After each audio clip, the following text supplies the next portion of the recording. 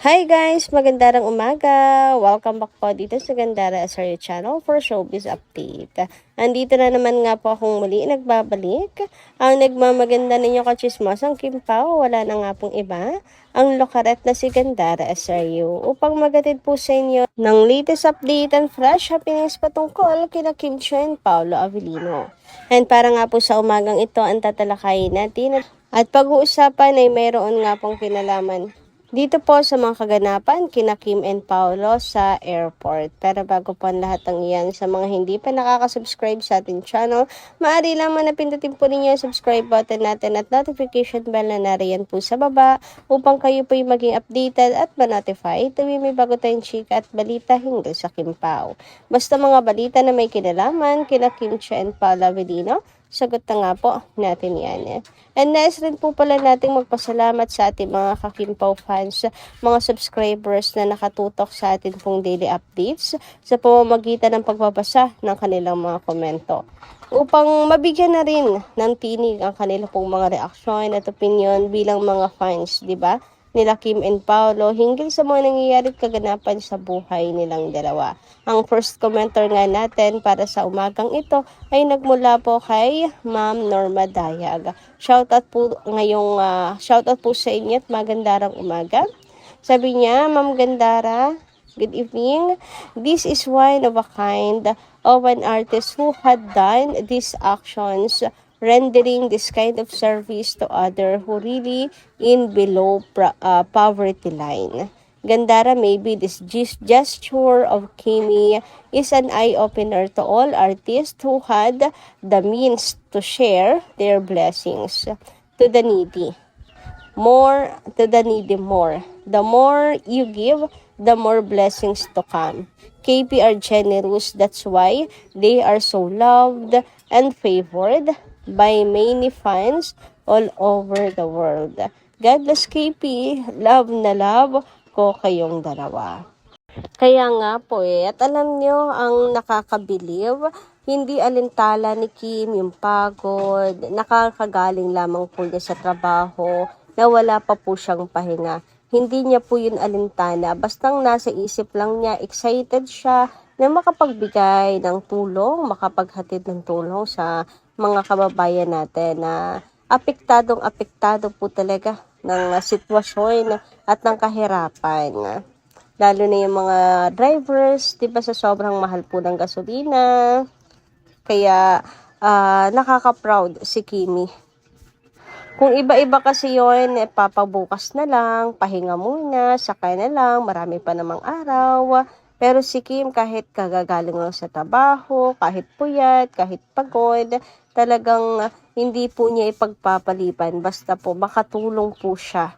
Ganun po, hindi lang basta mapagbigay si Kim, kundi talagang may mabuti at kinuntuan po siyang puso.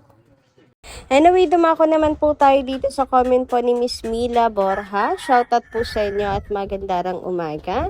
Palapit na ang wedding ng Kim Pao. Kaya ma'am, panatag na ang loob namin mga senior fans.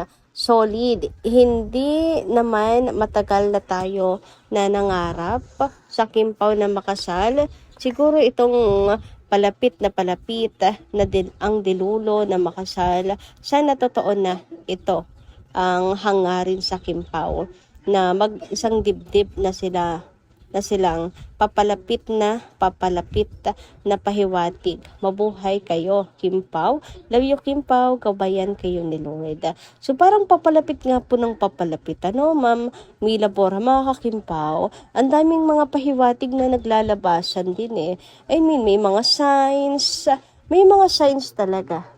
So, is it dilulo na naman nga kaya lamang itong sinasabing pagpapakasal ng Kim Pao? O sadyang may nakikita lang talaga ang mga fans ng mga senyales, mga signs na talagang doon na ang patutunguhan nila Kim and Paolo. So, sino dyan ang magre-risk mga kakimpaw, magdilulo at sino naman ang iintay na lang at ayaw umasa mga kakimpaw. Siguro dala na rin nga po ng sobrang daming mga paayuda nila Kim and Paolo, mga resibo na inilalabas. Kaya ganon mga kakimpaw na ang ilan ay talagang lalo pong tumitindi ang kapit po sa kanilang dalawa. Diba nung nakaraan, at least kina Kim and Paolo mismo nang gagaling yung resibo. So napapatunayan natin na hindi lang dilulo, kundi totoo talaga yung ating mga pinanghahawakan sa kanilang dalawa. Ngayon, ang tanong na lang, itong kasal na sinasabi, pamamanhikan, pagpo-propose, ay dilulo lang din kaya ng mga Kimpaw fans or another dilulo na nagkatotoo mga kakimpaw. Abangan natin ang mga susunod na kabanata. Hoy, may susunod na kabanata. Napaka-uwi. Anyway, sabi naman ni Ma'am Asia Abo Salambat, magandang umaga din sa'yo. Hello, Ma'am Gandara. Good evening. Alam mo, Ma'am Gandara, mga basher or fans ng Kim Pao na ganito.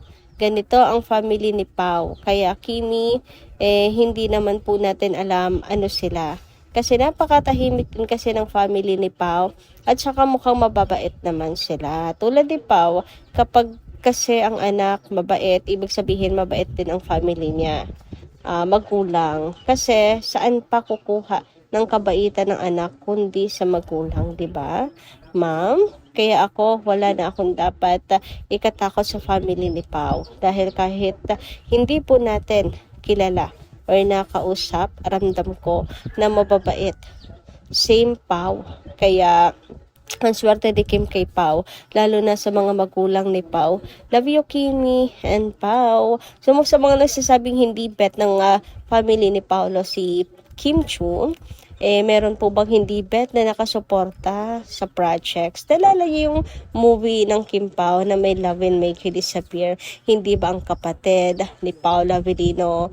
Hindi naman po madalas at hindi naman nagpapakita yan mga kakimpaw, pero nakita ng mga fans, in-entertain ng mga fans ng Kim Pao, nandun po siya at nanood ng movie ng Kim Pao. So, sobrang nakakatawa na sila po yung nakasuporta. So, ano ibig sabihin nun? 'Di ba? Kung hindi gusto si Kim, bakit nakasuporta sila sa movie nilang dalawa? Kasi yung iba pa na mataas ang pride, hindi po susulpot yan. Talagang hindi sila papayag hanggat hindi na susunod yung gusto po nila. 'Di ba? Ibig sabihin, hindi totoo yung sinasabi na ayaw ng family ni Pao kay Kimi. And wala rin ako nakikitang dahilan para ayawan nila si Chinita Princess. Anyway, dumako naman tayo mga ka-Kim Pao dito po sa kaganapan kagabi ng Kim Pao na kung saan nasa airport na nga po sila at in-interview ng ABS-CBN. So, ang malamang ang ano po dyan, nakatoka dyan ay si MJ, mga kakimpaw, para interviewin silang dalawa. And ang kasama nga po nila dito, ayan si Carmel, kasama na rin po nila kasi siya po ang guest, kasabay na po ng Kim Pao. Siya ang guest po ng Kim Pao sa world tour nila na gagawin, di ba? Una sa USA and Canada. Kasama dyan si Mama Chet, of course, hindi rin mawawala si Ate Hides. So sila po ang mga kasama ng Kim Pao. So, ingat din po kayo, Mama Chet, Ate Hides, and Carmel. Mag-iingat ang boses. Samantala, isa naman po sa talaga ikinakikilig ng mga Kimpaw Lancia ay ang talagang ang pagcha-charge ni Paolo Avellino kay Kim. Huy, pagcha-charge. Human charger nga po kasi niya si Kimi.